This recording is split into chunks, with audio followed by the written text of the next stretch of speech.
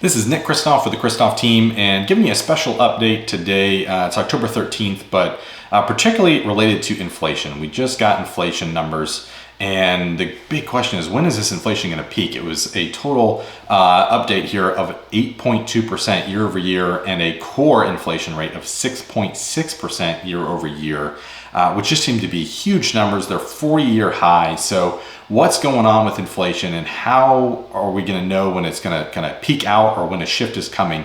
And I've got some good news from you. Both experience as well as just the data right now tell us that this too will pass. So let me show you a chart that I think is going to give you a lot of insight into what has happened, how it's calculated, and what that means for some good news going forward. So take a look at this. This chart here is a breakdown month by month of the core consumer price index, that core CPI. And you see the monthly numbers here.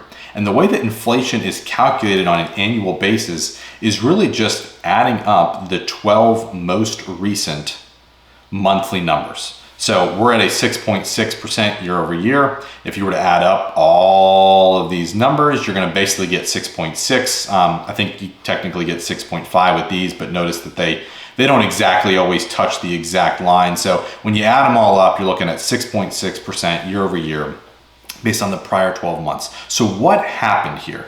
Well, if you look back to last summer, in particular, late summer, you had these low numbers from July, August, and September in particular. Well, what happens is we got a new September number of 0.6, and we dropped off last September's number of 0.3.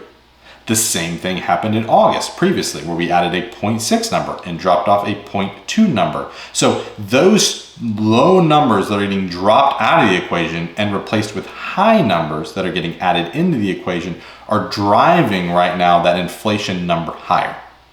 But let's take a look forward. Going forward, right, October is a 0.6%. Well, even if inflation were the same as it currently is in September at 0.6, we're making no increase, right? It's just a lateral move. We're dropping off a 0.6 and adding a 0.6. And similar as we go forward, we have much higher numbers into the equation here as we look to November, December, and January. So if going forward, we have similar inflation or even a decrease as some of the impacts of the Fed and slowing economy, etc., start to take effect, we're likely to see a stabilization and even a decrease potentially in the overall inflation number, just simply by the mere fact that as we start replacing off these older numbers from last year, which were higher, with newer numbers that are potentially lower, we're going to start to see a decrease in the overall inflation rate. So hang in there. It doesn't happen overnight.